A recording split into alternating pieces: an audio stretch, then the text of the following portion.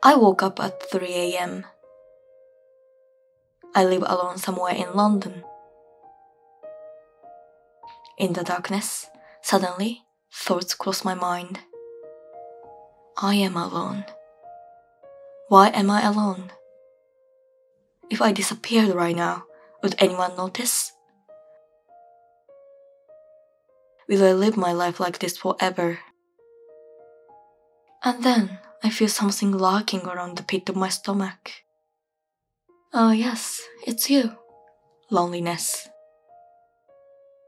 Today I have no plan to meet anyone. I'll spend the day entirely on my own. Yes, I am alone. I have no one. And today is my birthday. Loneliness gives me a real physical ache, although I'm healthy and there's nothing wrong physically. Loneliness creeps upon me, overwhelming me. It's beyond my control.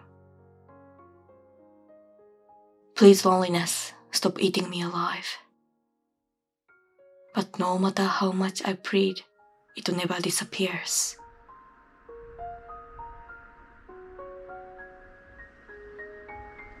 It's 4 a.m. It's time of year when the days are longest and the nights are shortest. Still, there's some time before the sun rises. It seems to be an era where we are all connected. We can call or text anyone at any time. I can do that with the people in Japan, my home country, thousands of miles away. We have lots of friends on social media, and in a city like London, there are so many people. But I still feel lonely, and I don't think it's only me. I believe many people feel the same.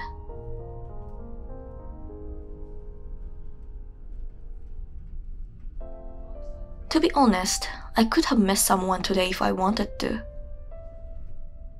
I moved to London last summer and have been living here for about a year now. Of course, I've met people and made some friends along the way. And when I felt lonely, I did seek out company.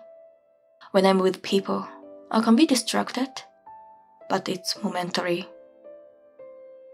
Everyone seems to be having a great time, smiling, laughing, hugging. I'm surrounded by them and also smile and laugh. Yet, I feel utterly lonely. It doesn't make any sense, but it is what it is. Meeting people doesn't really chase the loneliness away. And at the end of the day, when I return to an empty home, loneliness becomes unbearable. Yes, loneliness is painful. Very painful indeed.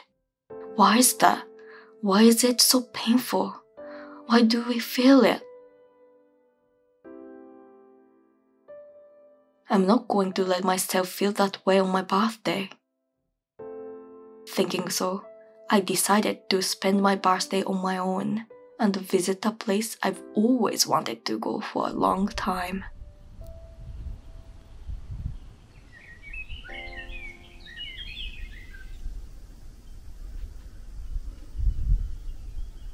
The air on a summer morning is so fresh.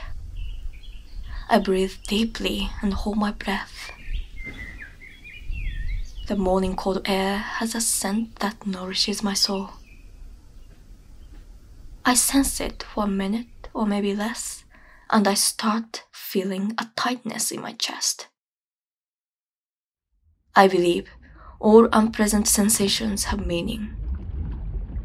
Imagine you're trying to catch fish underwater, very concentrated, and forget to surface, not feeling the need for air. What would happen then? This tightness has meaning. We might starve to death if we didn't feel hungry. We could breathe out if we didn't feel pain when we got hurt. Among mammals, unpleasant sensations has been advantageous in natural selection. They played a crucial role in survival and adaptation, helping our ancestors thrive by feeling those pains and urges.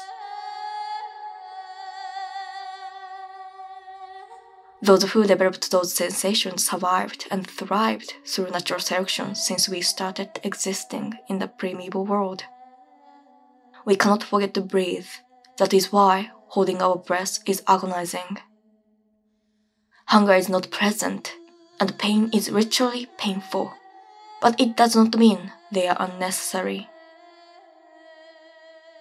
In fact, we need them. We need them to stay alive. It's the same with loneliness. Had our ancestors not felt loneliness, they might have acted individually and faced danger from predators. Humans are not particularly strong animals. Intelligence has been our weapon, but its true power lies in the group dynamics.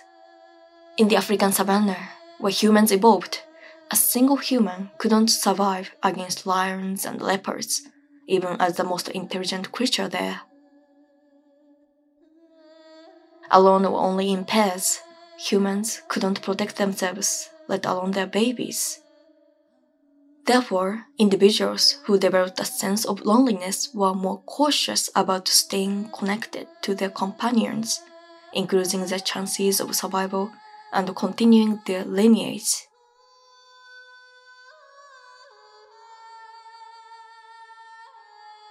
It's due to their loneliness that we exist today.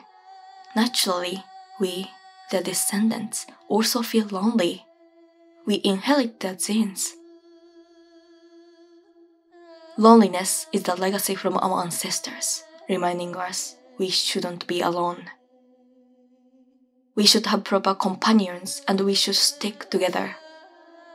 We should keep each other safe, help each other, and take care of each other. We evolved in that direction, not towards being a lone wolf. So it is natural for us, humans, to feel lonely. Yes, today I am lonely. I feel loneliness growing inside me. It's not pleasant. I don't like it at all. But I embrace it. I choose to embrace it because I know I need it. I shouldn't stop feeling lonely and I shouldn't ignore it because when it appears in my life, it always has meaning. I am from Japan and spent my whole life there until last summer. I moved to London with nothing but a medium-sized suitcase and a racket bag. Those are all I brought here. I left everything else behind. Everything, including people.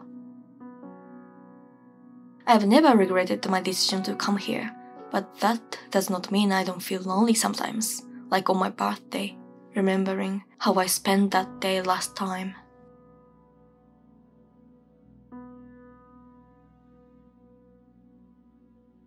I have some people in London and belong to a few communities, but my instinct, loneliness, is telling me something is missing.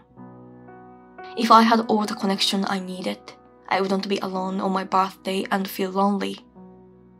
And if I didn't feel lonely spending my birthday alone, something would be wrong with me, and something would be wrong. If I didn't feel lonely, I probably wouldn't bother meeting new people, and I would miss out on opportunities to meet those who will be significant for me in the future. Therefore, I think it is important to feel lonely, and most people feel lonely at least occasionally or at some point in their life. Loneliness is agonizing, but feeling it is proof that we are part of humanity. But we shouldn't feel lonely frequently, and we cannot let loneliness overwhelm us. We should take care of ourselves before it becomes too painful to endure, chronic, or morbid. Not only is it bad for mental health, but the studies show that loneliness has been found to be a risk factor for increased vascular resistance and blood pressure, metabolic syndrome, diminished immunity, and the list goes on. Loneliness could be dangerous. Then, what is the remedy for loneliness? Just as the cure for suffocation is oxygen and antidote for hunger is food. Of course, the best and simplest remedy is to connect with someone you feel safe and comfortable with. Someone with whom you can share your true thoughts and feelings. But what if they are not available? What if we don't have those people in our lives at the moment? What if we have already lost those people? I don't think pushing ourselves to be social with random people we don't really feel connected with is a good solution. If we do so, it's more likely that we will end up feeling lonelier. We don't feel lonely in the first place if those random people are the right people for us. I also think it is not a good idea to try to meet new people at parties or social gatherings. What are the odds that today you will meet your future best friend or love of your life? There is a chance indeed, but it's 1 in a few hundred people or less. It's very rare to meet those significant others, so they are called the one. And when we cannot meet the one today, we become lonelier. And if you try to meet new people again and again, you get lonelier and lonelier until the day you meet the person. It's great if you could meet the person soon, but the loneliness is so strong and painful that it could break a person before the day comes. I like meeting new people, and I believe in the importance of having conversations with people who have different opinions and values to widen our perspectives, but not on the day I feel lonely. It is not when I should risk feeling lonelier. So what is the solution to ease loneliness? Here's what worked for me. When I feel lonely, I focus on my hobbies. I love tennis, and that has saved me from loneliness many times. I've been attending tennis lessons at least once a week for more than 3 years. There, I always meet the same folks who also love what I love. In social sessions where we all enjoy friendly matches, I meet new people every time I participate. Tennis offers a place where I can always go, enjoy what I love, and meet people who share a passion for the sport. Having hobbies makes that possible. It doesn't have to be a sport. Even if your hobby is something you do by yourself, it works the same, or it could be even better. Once I was into watercolor. Since I could paint anytime and anywhere, I could enjoy my solitude whenever I felt lonely. Tennis requires someone to play with, but watercolor doesn't. And those solitary hobbies could also offer opportunities to meet people. Once you reach a certain level, you might want to improve your skills by taking lectures from professionals or visiting galleries to see other people's works.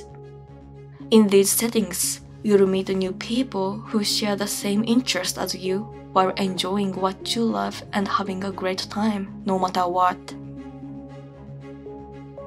Today, I came to Wimbledon, where the greatest tennis players from every corner of the world gather once a year on the grass. Today is the first day of the tournament.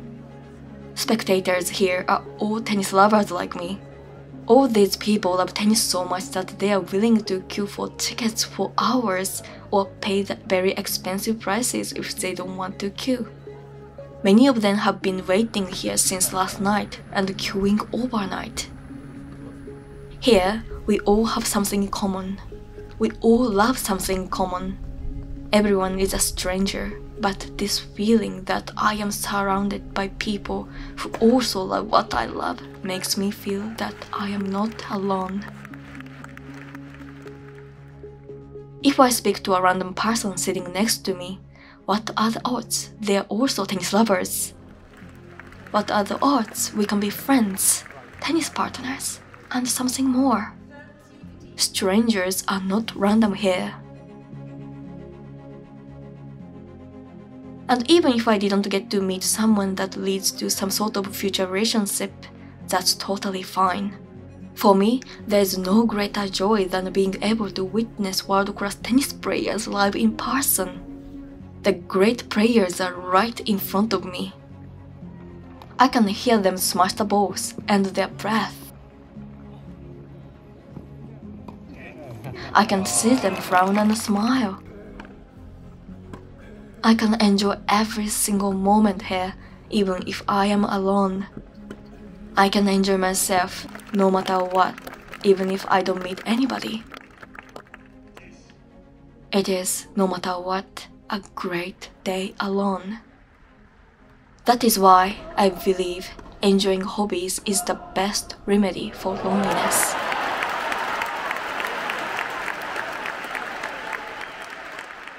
My birthday happens to be the first day of Wimbledon. It's lucky. But even if there were no Wimbledon, I probably would have played tennis if I could find a tennis partner and enjoyed my birthday no matter what. If I had no one to play tennis with, well, I might visit some historical sites or go hiking because it is what I enjoy no matter what. And it was exactly what I did on my birthday 2 years ago. That day too, I was completely alone, but loneliness didn't bother me. So I believe hobbies saves us from loneliness. Remember, many people feel lonely. It's not just you. You are not alone in this. I am also on the same page.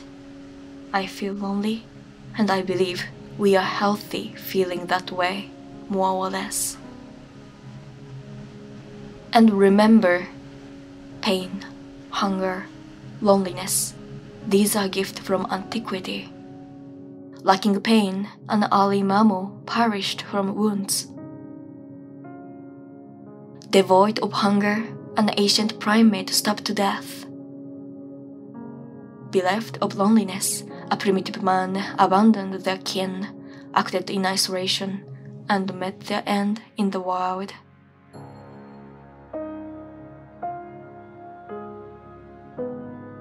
Pain, hunger, loneliness.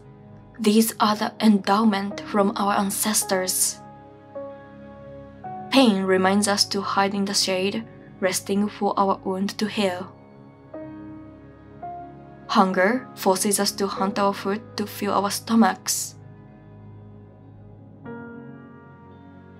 Loneliness leads us to a safe nest, support and comfort for each other, and to the significant other.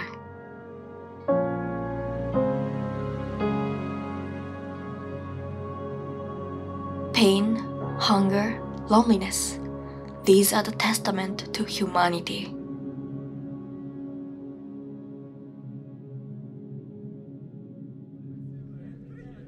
Everyone feels lonely, and that makes us human.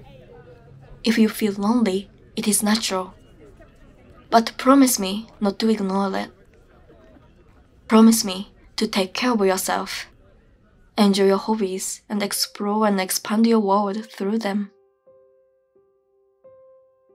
And please be aware of the person, the stranger next to you. They might also be suffering and struggling with loneliness. Speak to them, make small talk. Just say something about their clothes, belongings, or the weather. Say something like, "I like your shoes," or "the weather is nice today." That could be just enough to heal loneliness for a lonely person in front of you. If it is a little bit intimidating, just hold the door for them. They might say thank you, and you would say no problem. Just that would make their day, and yours. Just smile at them when you make eye contact. Sometimes that's all it takes.